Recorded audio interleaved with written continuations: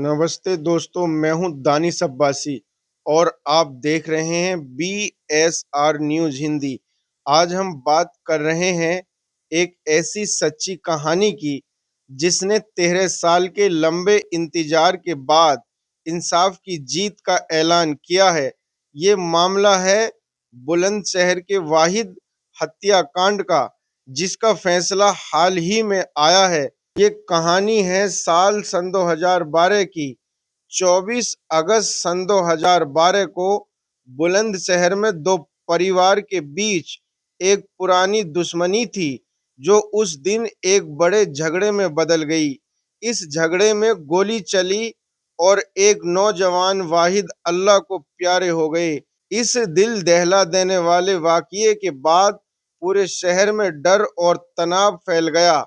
हालत इतने बिगड़ गए कि बाजार बंद हो गए, सड़कें सुनसान हो गईं।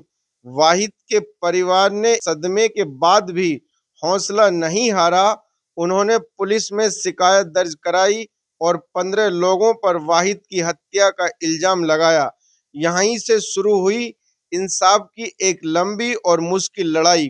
13 साल तक ये केस अदालत में चलता रहा।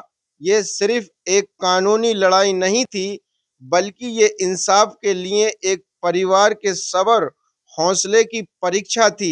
इन 13 सालों में वाहिद के परिवार ने हर चुनौती का सामना किया। वह हर पेशी पर कोर्ट में मौजूद रहे और सच को सामने लाने की कोशिश करते रहे।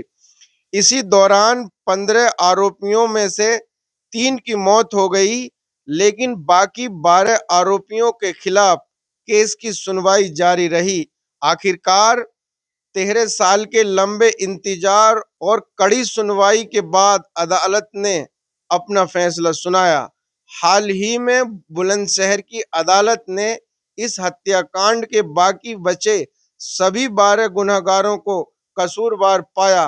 कोर्ट ने एक सख्त फैसला सुनाते हुए इन सभी 12 आरोपियों को उम्र कैद की सजा दी और उन पर जुर्माना भी लगाया।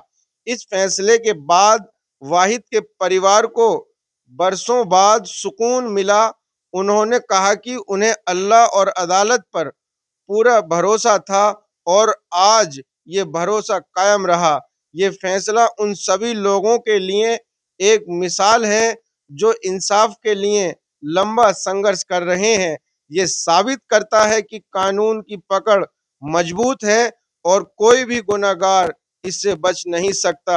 ये फैसला हमें याद दिलाता है कि सच और इंसाफ की हमेशा जीत होती है। इस तरह की और जरूरी खबरों के लिए हमारे साथ बने रहिए। मैं दानिश अब्बासी, बहुत बहुत शुक्रिया।